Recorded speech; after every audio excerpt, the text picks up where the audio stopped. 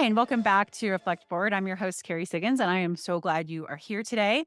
Today, my guest is Don Finley. He is the founder and CEO of FINdustries, which is a relationship focused web software development company. They are focused on growing revenue for their clients and helping them develop all kinds of different technology, but they focus specifically in AI, machine learning, and blockchain, a little bit in IoT. But the cool thing about Don is that he had a life-changing experience when he climbed Mount Kilimanjaro and then did a trip to Peru a month later, where he realized how miserable he was in his company and decided to change everything and only work with friends. So that's what we talk about in this podcast is what it means to only work with your friends and how Don had this realization that his company and his life would be so much better. So hang tight and I'll be right back with Don.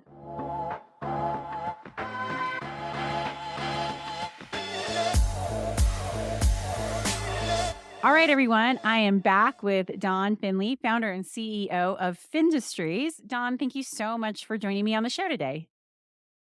Hey, it's a pleasure to be here, Carrie. Thank you again for having me. All right, so tell us what Fin Industry does. Give us a little bit of background of the techie space that you're in here. Yeah, so I started Finistries like 10 years ago. I was a former CTO, VP of software, working in various industries, manufacturing, financial services, and every team that I would hire to come in, they were really good technically. So the gap in the market that I saw was we as sometimes the businesses that I was working for, we didn't quite understand what we really needed to build, or like we had an idea, but we really needed to create an MVP, most viable product for the industry or what we were doing. And in that, I just discovered this need to bridge the gap between product management and software development. And so that you could actually create things at a rapid pace and additionally figure out what your customers are needing at the same time while you're building. There was something that we would run into. We'd be developing for 9 months and we'd be doing it in an iterative environment, but we were missing the component of actually having the customer involved. And so that's what we married together is really product and our software development skills. And that's where Findustry started. Where it is today is now we're leading on artificial intelligence implementation. So helping businesses transform into that, as well as blockchain and other emerging technologies around that. But the sweet spot is we still help you bring your vision into a reality. So Yeah. And so how did you see when you started the business, did you imagine that this is where you were going to be? Like, what has that transformation been like over the last 10 years? Oh, I've had multiple midlife crises. It probably happens once every 2 or 3 years. And I will say that being an entrepreneur has been one of my favorite self development tools because there's nobody else that gets to look in the mirror and say that I'm responsible for all of this, the good, the bad. Most of the time, I'm not even responsible for the good. So we can get that out of the way. But there's really no one else that sits in that seat. And it's a lot of fun. So when we started, I thought we were going to go do organizational consulting. I thought we were going to help other organizations make this shift. And then it just got to the point where we also needed to be running the project ourselves and then cross training teams. Additionally, on top of that, I had a little bit of a flip about 5 years ago now where I came to a realization after we were hitting every target that we wanted to hit, right? Revenue numbers were great. Employees were satisfied. Our customers were satisfied and like things were growing and I was miserable. And as I sat down and looked at like what ended up happening, and in fact, the exact moment when this happened is I was climbing Kilimanjaro with five of my other friends, and we got to the caldera. So you hike up after 5 days of climbing. On the sixth day, it's midnight when you start, and you go from 14,000 feet to 19,000 feet and you're just shuffling in the dark of night where all you can see is stars above and it's gorgeous. But you get to the caldera and it's 6 o'clock in the morning and you watch the sunrise over the second peak. And it's the most beautiful sunrise you'll ever see. It's like one of those like earned wisdom moments that you just get to sit there and enjoy. And I was miserable. I was like, I literally sat there and I go, "Meh." And it was that moment, that little moment, that ray of sunshine that just hit, and I go, "Oh, I'm the problem." Yeah. And so it was this like complete going back. And I saw that I was trying to get work life balance. I was trying to hit this whole idea that like these two things can be balanced. And in all reality, that's the most made up expression I've ever heard. Because what you're looking for is to align your purpose with people that you love. And so after some other soul searching that came about, I decided that I just only want to be working with friends. And so we came back and we said, "Hey, here's what we're doing." And I had some employees who were like, "You're crazy, but I'm in." And I had some others that were like, "All right, we'll see where this goes." And additionally, we looked at our clients, and over the next 6 months, we actually fired half of our clients because it just was like those relationships weren't going to fit this new paradigm in which I wanted to care about your kids. I wanted to care about the life you have outside of this work. And I also wanted to understand better the driving force of why you show up every day. And so when we stop looking at our employees, our clients, our vendors as single source, this is the activity that you do for the business and the mechanization of our world, it allowed us just to relax and kind of like sink in. Amazingly, I thought I was going to be running a software development shop that maybe had 30, 50 people, like this sweet spot of a lifestyle sort of business. Well, the transition was some of our employees left, but they left to go start their own business. And now they partner with us because we do most of our work amongst our teams on a rev share basis. And so it allows us to basically open the world and say, "Hey, here's what we're doing. Here's how we're splitting it amongst everybody." And then additionally, it allowed us to partner with people that we thought were competitors before. So now FINdustries is really a partnership network of about 60 plus companies. And we have over 16,000 developers worldwide that we can serve really any need that you have from a software development and product perspective. That is amazing. There's so much to unpack there. What an incredible journey. So let's go back to miserable, right? Because I think this is something that's really important. So many people are miserable. So many leaders are miserable. So many CEOs and founders are miserable. What was it for you when you had that aha moment of, I've got to change my life because this is not going the way I want it to? What was making you so miserable and what made it so clear?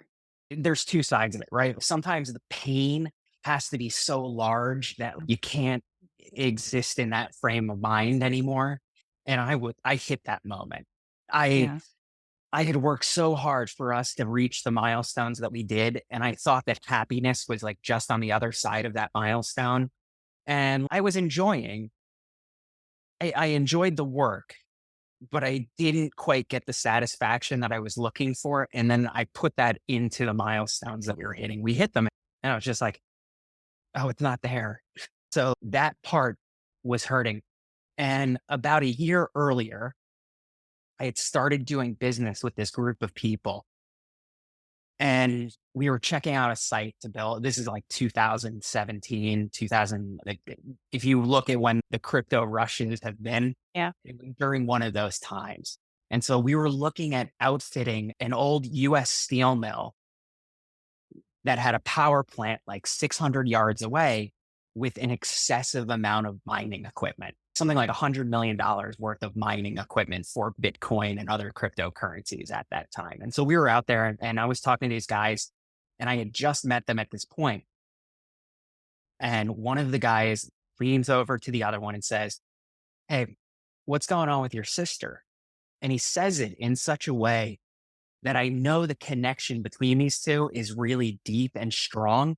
And they're doing business together and they're having fun and they're like enjoying it and they care about each other. And I was like, that, that's what I want.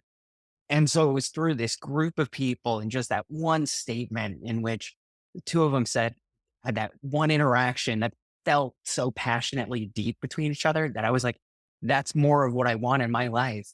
Why am I holding myself out of that? And so it kind of gave me something to strive for, something Yeah. to Yeah. work towards. But that wasn't necessarily a milestone. I love that. So at Stone Age, we create that culture of care too.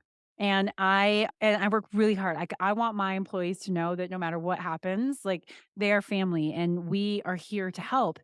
And just recently, I was interviewed by a gal, and I was telling her about Stone Age and the Own It mindset and how we care so deeply about our employees. And then she was at a fundraiser with one of my employees, and he didn't know that she knew me. And so she said, "Oh, you work for Stone Age. So can, tell me about it?" And he's like, "Oh, I love it. It's been so fantastic.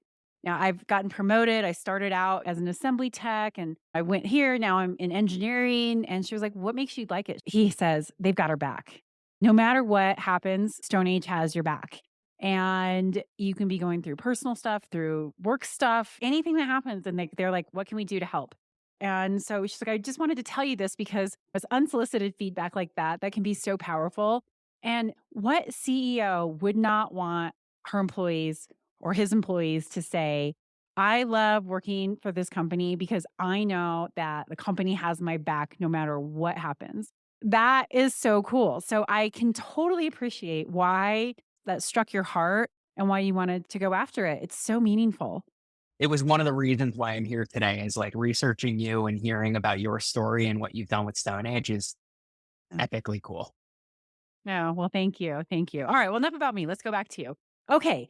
Okay. So, what does working with your friends mean? Like, what does that look like? How did you start that? Are they friends that you know? Are they new friends? How does it work?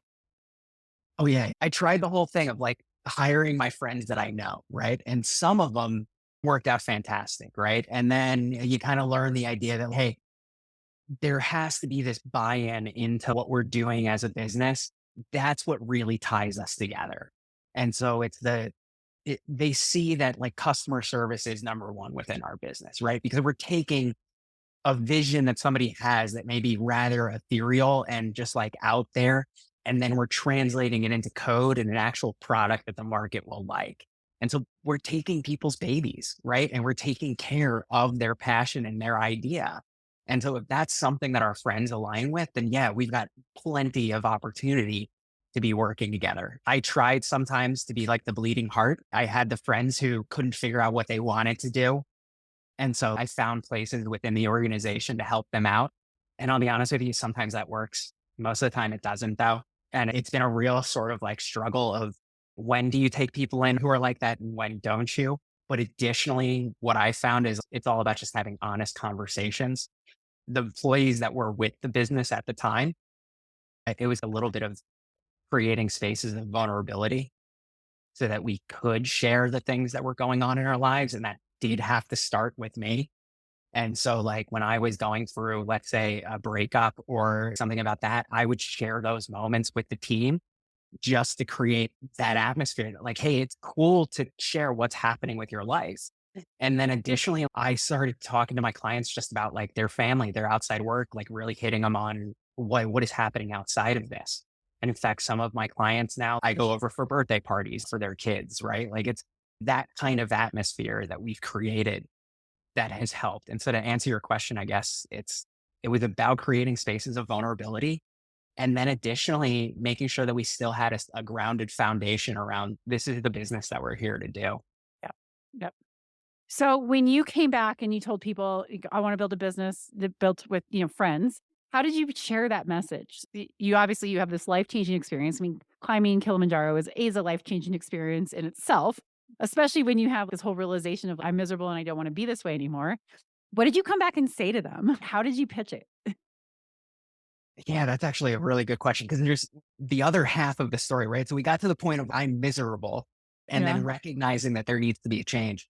And then there was Yeah. that culmination of, hey, what is the change? And that Yeah. change happened on another sort of like life changing experience of when I got off the plane after Africa, I made a phone call to the guy whose sister it was that got asked the question.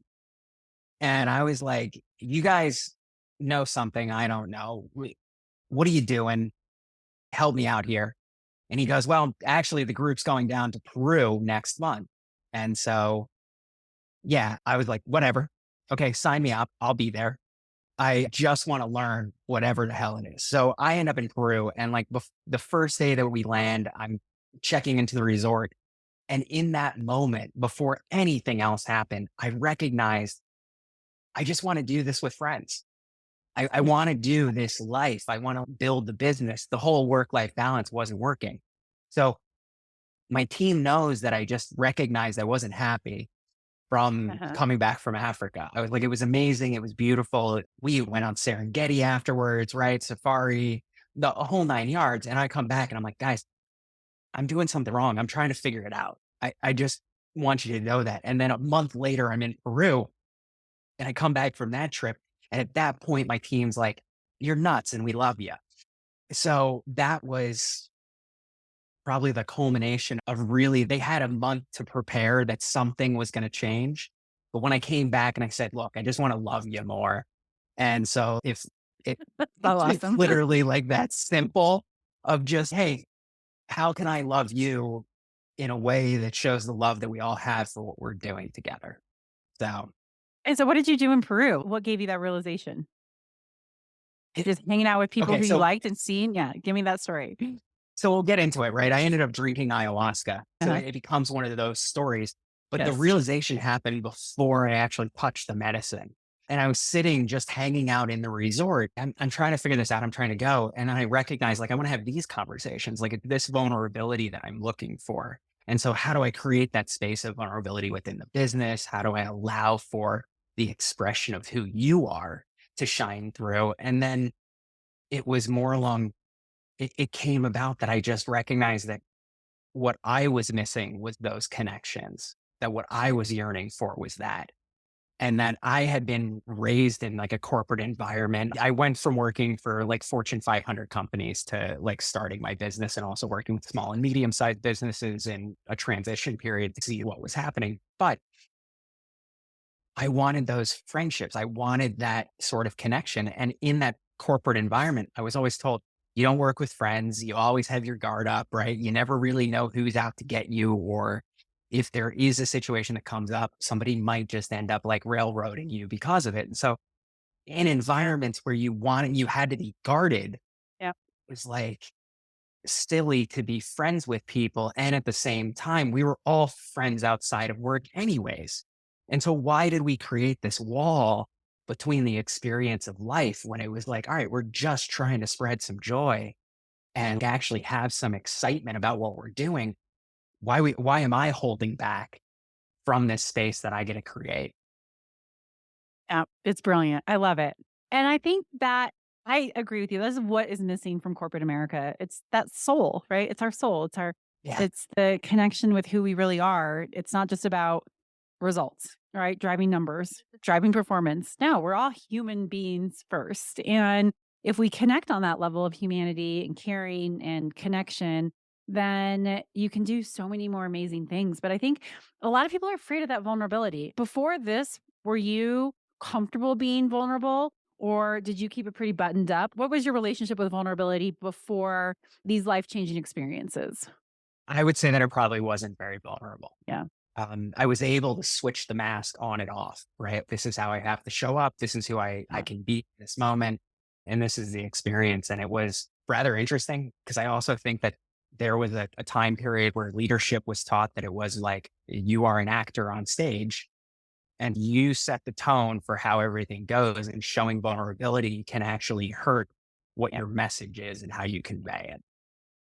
I will be honest, there's sometimes in showing vulnerability that it gets messy, and honestly, that's some of the best time Yep. because your employee wouldn't have been able to stand up and say, I love that they have my back through everything. If you don't just take that leap and jump, and you have to take the leap and jump and to find out that people are there to catch you. Yep. Yeah, I the power of vulnerability, it's so amazing. I came to Stone Age off the back of substance abuse issues, which I was always ashamed of. And so no one knew in the company until we had a team building experience with my executive management team, and we were trying to like open up and share. And I felt like this is the time, like I need to tell them because it's a huge part of my past. And I wouldn't be in Durango in this spot if I wouldn't have overdosed and decided that that was a huge inflection point in my life to get Yeah, to where yeah, I yeah. am. And so I was so scared to tell them, and I did. And what then happened is then one person said, well, okay, then I'm going to share this story. And I got to see immediately how powerful it was when the leader goes first and shows that vulnerability and how it makes it safe for everybody else to do it. And it was transformative. And that's when I said, you know what? Like, we should not be ashamed of who we are. We should not be ashamed of our mistakes, of the path, our journey to get here. We need to share it so that we can connect on that level of humanity because let's face it, life is hard and we all make mistakes. But if we're all just trying to live an Instagram life, like, that's not real. And it changed my whole perspective on the power of vulnerability and why leaders need to talk about their flaws and talk about their unhappiness or their mistakes because it'll makes it safe for everybody else to do. And when you can actually get that off of your chest, like I felt like a huge sense of relief. Like didn't have to stop hiding it anymore. It was huge. Exactly. Yeah. It's amazing when you can show up and be seen. And I Yeah. applaud you for jumping in like that because that's a huge win. Yeah. Yeah. Well, I like jump full in because now it's in my book. It's coming out next week. But you know what? I know that by sharing my story, I've changed people's lives. Not me, just the sharing of the story, the having the courage to be like, these are the darkest parts of myself. And it was really hard to look at them, really hard to look at them with honesty to say, I can love that about myself. I don't have to be proud of it. I can have regrets, but I can still love that part of myself. And so many people need to hear that. We are light and dark intertwined together. And you can embrace those dark parts and use them to be superpowers if you focus on it. But it's been so transformative being able to share that story. So I totally understand exactly what you're talking about. I love it. Mm. Like, it is one of those experiences that if you can Yeah, be vulnerable, if you can share who you are and the work that you did to look at yourself and to say, what is it that's driving me to do the things that I don't like or the things that are exactly. stopping me from showing up for my family, for my friends, for the people that I love? That's an incredibly deep work to get to that space. So great leadership by example as well. Thank you. Thank you. Let's talk about that because self reflection and that deep self exploration, that's such a important part of our human existence, especially as we are evolving. How has your kind of that self reflection, self examination process been going? How did you dig deep and learn about yourself? I was really good at putting on a mask. So I could even wear the mask that I needed to wear in therapy. And so like I could talk my way out of taking any sort of accountability. Yeah. One thing that I love about plant medicine and ayahuasca specifically is they call her grandmother, right? And so grandmother is the spirit of the plant. And like the first night, she actually showed me how to create happiness. And she showed me that it was an internal sort of process of basically like this happens by your state of emotion. So you change the emotion, you change the thought. And if the thoughts aren't working, what's the emotion saying and what's going on? And in my own process, I like came to embody that and recognizing that I have the power to shift where I'm at. And I might as well start with the emotion instead of chasing the emotion. The other thing is I found out that I can't run away from myself, which gave me the power to basically say, look, I'm here and I've got to sit with it. I've got to look at like, what are the things that I'm doing to create the tension in my own life and how am I showing up? Additionally, there was behaviors that I had. I was definitely drinking just a little bit too much. Actually, we don't even have to have little on there. I was just drinking too much. There was always a couple drinks at dinner. There was a couple of drinks over the weekend. So you just total it up and it was really taking a toll on performance for myself. And the odd thing is, I almost immediately just gave that up once the recognition happened in that. And then the other thing is then constantly surrounding myself with coaches and therapists and recognizing that this is a process that you go through. And like as you're sitting at the front edge of reality, everybody's present moment is at that leading edge. And you get to discover like where you're taking the ship at the same time, you notice that there's a rock here, there's an island that we have to navigate around. And so these things come up, but you're in uncharted territory. You're operating this meat bag the same way that everybody else is and figuring this out one day at a time in most cases. And it's a lot of fun, but along those lines, you need that reflection. And like, I've got a great partner. She can notice when the mask goes on and when I am kind of hiding. And sometimes it's so trained in my behavior, Yeah. it happens instantaneously. I just know that I can go there. And so now, additionally, it's learning how to use these things where maybe I was avoiding an emotion and putting the mask on. Well, now recognizing like I'm going into this environment, right? Like I'm going into that Fortune 500 C-level suite. It requires a different personality than when I'm working in the startup environment. And I can play those roles and be happy with all of it because I'm choosing what I'm actually wearing in those moments. And so, yeah, as far as what that process of self discovery has been, it's about diving in. It's about like cleaning out the gunk. One of my favorite poets is Rumi. He's a Sufi poet, and I will butcher this, but I will try. It's like the light enters where the wound is along Yeah. those lines. And so it's basically like the deepest spot in our heart and the deepest spot that like for our love to go is where the wound is. And sometimes that's, an early childhood thing. Sometimes it's happens later on, but it's our own individual responsibility to go in there and sit with ourselves and just get to know ourselves. Yep. Our past traumas and baggage, they so hold us back. And so many people are afraid to dive into it. I mean, obviously, people have very scarring things, and I understand it, but baggage holds you back, right? Baggage weighs you down. And my biggest wish for everybody is to do that self-reflection and deal with their past trauma and the baggage and understand themselves, because your life is so much better when you do it. The work is so hard in the moment. It's painful. You have to look at things you don't like. You have to remember things you don't want to remember, or forgive people who, you've built an identity around being angry with. But if you can let that go, you can really truly start to build such a much more fulfilling life. But it's so hard, right? That work is not easy, especially if you aren't working with somebody who can help. Like, I appreciate coaches and therapists. Like, my best support in dealing with recovery was working with a life coach who introduced me to the Enneagram, and I had to get really comfortable working with words I didn't like narcissist and manipulative and all of those things that when I'm in a low level of health, like, absolutely could come out. But once I get comfortable with it, I can be like, okay, yeah, I could see that. Then that was so freeing to be able to go, here's how I can move out of it. Here's how I understand those triggers. But man, it's uncomfortable. Yeah, it is. It's so uncomfortable, right? Like you Yeah. get to this space, you're like, oh my God, I haven't felt this Yeah. in 20 years kind of thing. Yeah. I've been Yeah. avoiding feeling this for so long. Or like, wow, I played a part in creating that scenario because of how I was either sheltering myself or hurt or however it is, but then to be able to dig that out. It's been one of those tools that allows me to show up better for the people that I care about. And well, I care about all my Yeah. people in the company and everybody in the community around it, but it has been helpful there. And then additionally, I'm always pleasantly surprised about how our team takes that on as well and how they go out and they work on themselves or they share their vulnerabilities around what they're doing. And then they also bring their family into it as well. So, And do you do anything to help them just help support them on that journey of self-exploration? Like, what does it look like? A sneak peek into your culture.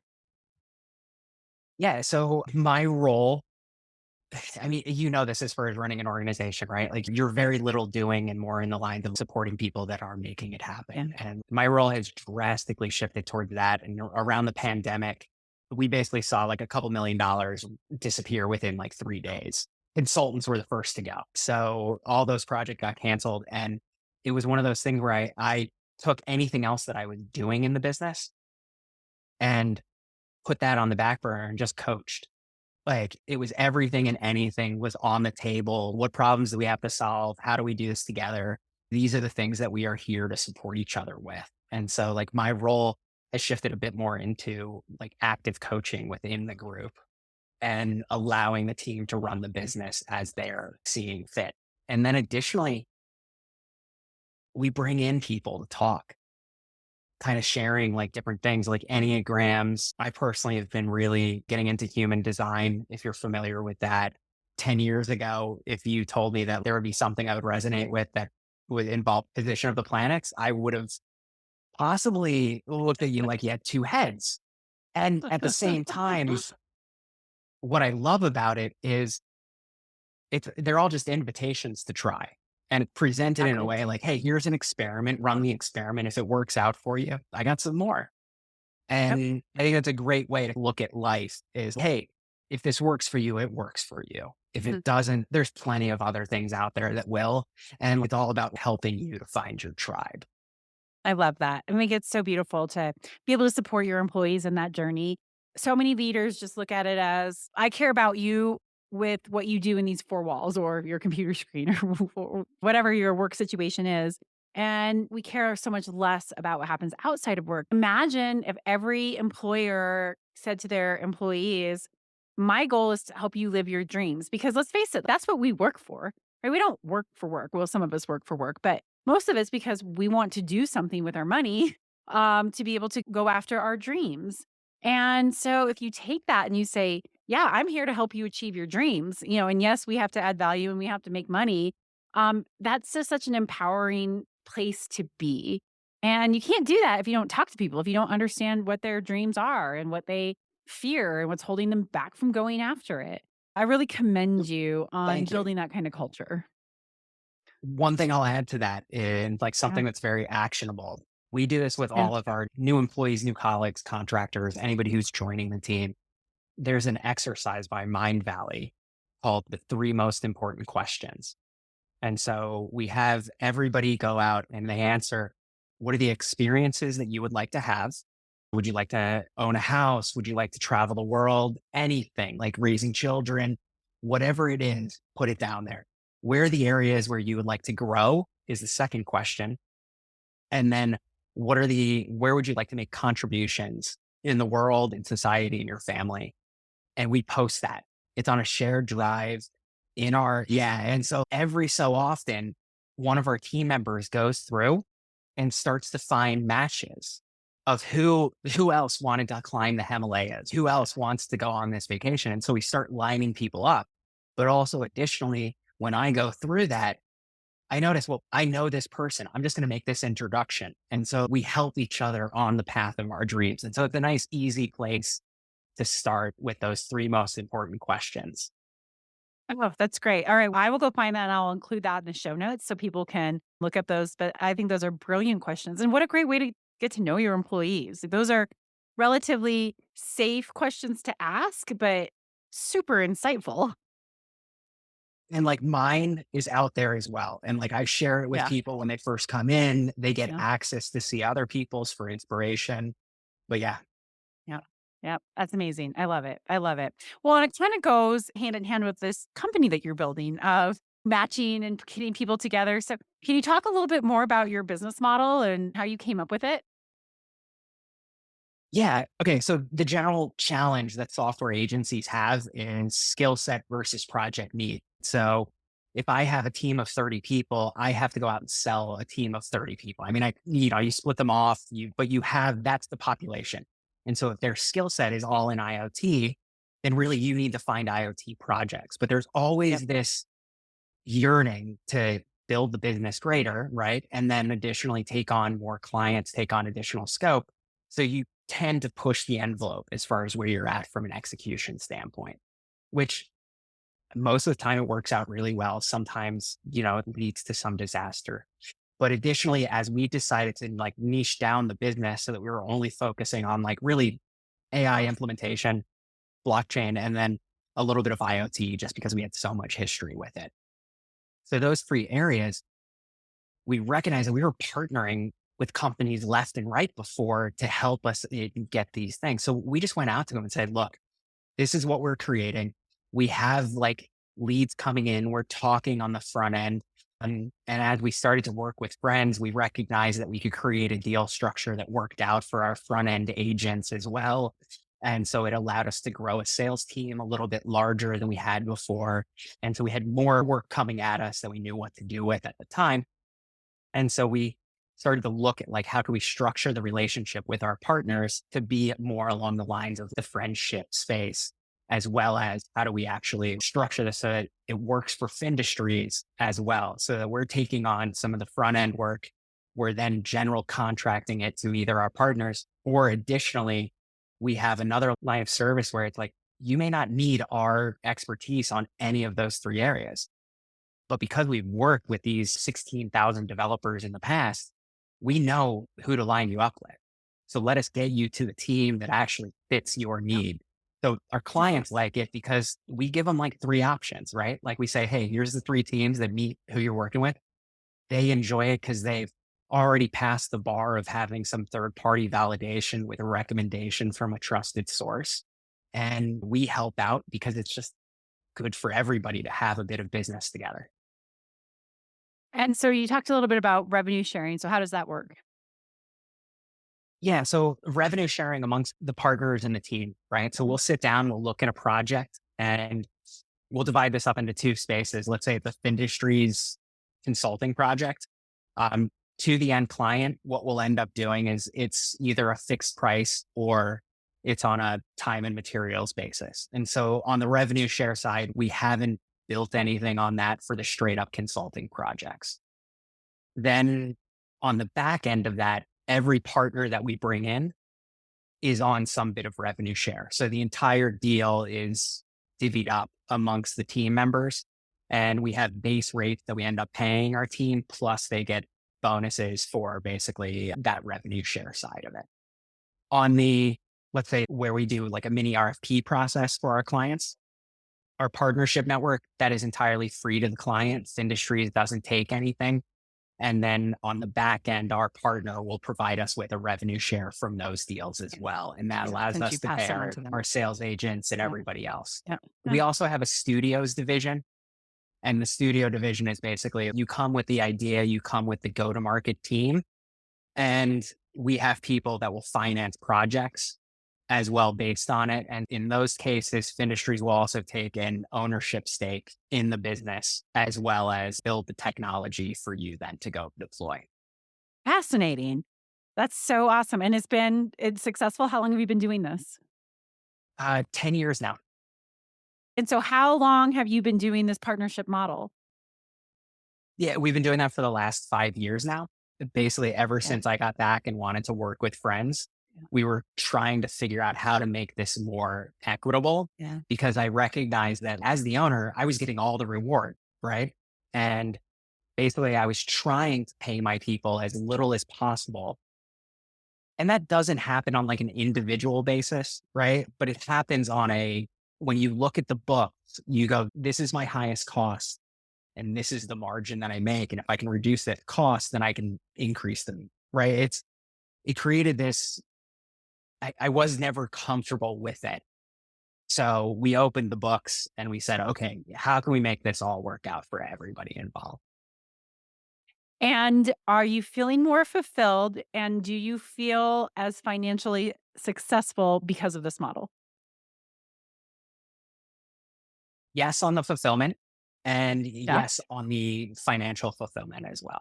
It actually feels when I hear about what my team is doing with the money, like when I hear about the growth that they have, Yeah. and they probably would have been able to do it before, but now it creates this culture of just like we're empowered to build something outside. We're empowered to create a life that is much more glowing to our friends and our employees than it ever was. So yeah, the books look better. My own happiness is higher right now that I notice that I create it myself. But like I am fulfilled from what we're doing and I really take joy that like I get to help with someone else's life as well. Yep. Absolutely. So beautiful. I love this story. I just reach out and give you a big hug. Uh, so the feeling is totally mutual. Good. We can be friends. This is how it all starts. I see. I understand. I totally get it. All right. A couple more questions before we wrap up. First, the name of this podcast is Reflect Forward. So, this is my signature question. I'm always curious what people answer. What does Reflect Forward mean to you? So on the other half of the business side that we didn't touch, I went from being like a devout, like atheist agnostic to going, oh, there's a God. And so I went down the rabbit hole of all spirituality. I had been studying Buddhism for a while, but I started studying Kabbalah. I started studying shamanism with some people in the Andes. I went all over the place, like going through and studying, mystics, anybody that I could get my hands on to kind of see like, hey, they may have known something that I was discounting earlier. And so, like, what is that? And in my studies, I came to realize that the only two powers that God actually has is awareness and intention. And when I hear the words reflect forward, that's what it embodies for me. It embodies the idea that you're taking that step. Let's do it intentionally and let's be aware as far as where we're going. That is a phenomenal answer. No one has ever answered it like that, and I love it. That's beautiful. Thank Thank you. you. All right. So, if people wanted to work with you, how do they find Industries? How do they become partners in what you're creating here? Yeah, absolutely. And we would love that. Please visit us at findustries.co. So that's FINDUSTRIES.co. And then also feel free to email me. My email address is don@findustries.co. And so I'd love to hear from you. That's awesome. I'll make sure to include all of that on the show notes as well. Well, this is awesome. I've had so much fun chatting with you. I think we are kindred souls in many, many ways. So, thank you for sharing your story and your perspective. It's just been absolutely fascinating. I love it. Carrie, thank you so much. I appreciate the time and I share the sentiment as well. Thank you. All right, hang tight, everybody. I'll be right back.